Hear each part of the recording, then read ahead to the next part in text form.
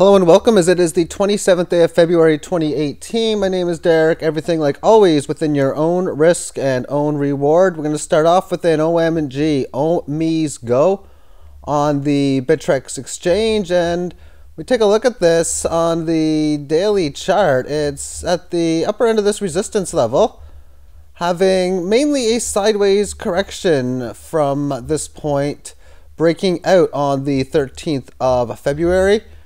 And for the last week and a bit longer, it has been riding the 18 average of highs. Today's session's a little bit different, as it has a decent size green move, and of course it's now back to the two major key levels of resistance. And looking back further at this chart, when I see something like this, okay, so does it look to me as if move from this low to this high brought a 61.8% down move? I mean, this log chart may not be accurate. I'm going to calculate the numbers in a little while. But then from this high to this low, this looks like another 61.8% break. And in technical analysis situation like this, you're expecting to have a test of previous high. And if this thing's going to be a real good coin, at least good move coming in the next short while, I wouldn't be surprised if it takes it out and establishes a new level of resistance. So let's take a look at these levels in here. So back in the high, we have a level. We can see 0.003298. So basically the 330 handle. For the low, I'm going to use this one down here just because this thing was its start price, and although it's not going to make much of a difference either way as it is, but this number I can see has 21,456 or 21,000 Satoshi. So therefore, after calculating Fibonacci, 61.8% to the downside did work out to 0.006. It pierced below that area and has obviously regained that form. The 38.2% down correction, which is the area it fell through and is now back towards, well, that was the 1161 handle in here. So therefore, with 1161, I'll just put a quick little line in that area. An area which was resistance, and very much a small but very meaningful correction within the band. A couple times it falls back on two sell-offs, and then when it broke above it, decent leg higher, back down to support, back to previous level resistance, of course, or piercing above, then back to support one more further time. Nice positional move higher. The 76.4% up level, does it happen to be at the 181 level? I'll check now. Well, 178, so yeah, basically it's at a huge level at the situation there. So I'm going to confidently be using Fibonacci from this high to the Fibonacci low point of the 60 number, which gives me an upside target in at 0.1. So I think it can triple a move from the resistance level based on its gain. Now, there was some nice little things said about this in the late December WebBot report within this time frame. So when I read the WebBot report, and if you have purchased such, you can obviously know what I'm reading as well, or what I have read, that when I look at what they state, especially when they talk about different time frames and what it's supposed to do, does the message of the market and technical analysis actually coincide with such? And in this case, it does pretty good. Let's take a quick look at the Litecoin chart. I talk about this quite a bit, but this decline not having monstrous volume, at least the news on LitePay having some stalling issues, well, that's hasn't really affected, to me, really anything towards this market. Yes, it's went down from about 240 to 200. That's like 20%. Okay, that's like the stock market losing 2%. I would compare it to such. We look at the Litecoin chart on a very long-term time frame. Its move, as it's been holding within the weekly time frame, is showing to me a lot of good signs as we head forward, as market is holding and staying above now for about 1, 2, 3, 4, 5, 6, 7, about a dozen or so weeks. It has held and stayed above a key number of around 0.016 so far. Very productive, and when these markets are ready to go, like we have seen before, they can definitely go for good gains. Let's move on to ANT, which is a code I totally forgot to buy or didn't have a buy order in at this line because I don't own any.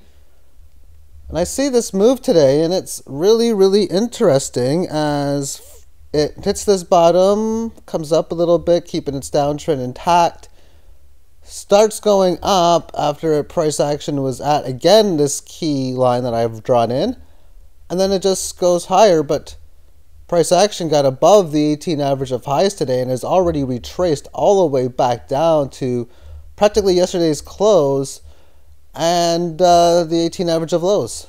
So I want to look at this on a shorter term time frame to distinguish while the story is what the story tells me. And on the 60-minute time frame, the rally of high volume that came in at this time has instantly been rejected. It's normal to have decent moves and then have this type of consolidation amongst an 18 average like this. That's no surprise as you get the early stage of profit takers coming in. You got the first wave of new buy orders that flood the market. And then when after that all takes place, those buy order floods get filled, and it has obviously came back down to, well, basically where it came from on this level of resistance. So when you get a fast move like this in a situation of a downtrend like I've shown you, after it already hit a major key support level, what I'll be looking at is, okay, if we have another test down here, I'm not really too enthusiastic about the situation. The only way I could ever want to confidently have any type of bid for such a coin is if it can show me that it's ready to go with the 18 average, band flatten out, and show some productive signs. But that's so hard because if you're trying to say that before, well, and this worked if you, of course, held, but this is a spot where it was doing such after the band flattened in here, and it was starting to make some nice moves, but you can see the weakness it was showing. It generated one more leg lower. So then, if you're saying the same thing in here, at what point did it look good to go long? Because this thing just ran away, basically, to the upside. As far as the next key level of support that I'll be looking at, if this level gives in, it'll be at around 20,000 Satoshi. I'm not going to talk about this in this video, but the gold to silver ratio, I've inserted a few lines, but nothing too magnificent. This is really high, but this is totally off topic to cryptocurrencies. However, if you want to turn cryptos into gold or silver, I've bought a few grams of gold with cryptos since I've started, and a few 100 ounces of silver. The ratio for me, I cannot consider much gold. Back to cryptos. This is flow or florin, and whenever you have a situation where you have this low, you have this high, and you see it declining, 18 average resisting like normal, and we have this support on February the 8th, which comes up to this 18 average for a significant period of time, pops below the 18 lows, that previous support, spends more time in the area, and is just hanging on to it by a thread. If this level gives in, what key support level do I choose when it's this low? It's either one of two things. It's previous low, which would come in around 583, and then previous lows before then would come in at about 287. Before then, we got about 130. Before then, do we have anything else? Might as well calculate some Fibonacci, I guess. 130 I will use as the low. The high, I guess we'll go 5,500. 13, 15, and 500 are the key numbers. We can see the 13 handle, which was not support on the way down. It was rather that of resistance. So with 500 being the previous low area, that's where I'm going to be considering getting in if the price action makes a maneuver down to that level. Now with ArtBite, this is what the chart looked like before this thing popped. Grinding its way lower, consistent resistance within the 18 average, whether it be mainly the lows, the closes, but spending a lot of time below the 18 average of lows and making significant lower lows. And then all of a sudden some nice up moves, band flattening out, getting higher, and then it just takes off. So like I've talked about many times before, like a game, you have two competitors, in this case the Bulls versus the Bears, Chicago teams. And then you have the Bears that had their turn from a good one, that was from September the 22nd through December. And then the Bulls rolled the dice and had their turn and had a very good one from December into the start of January. The Bears are rolling the dice right now. As of yet, they haven't given up the dice. As of yet. They will give that dice up in time.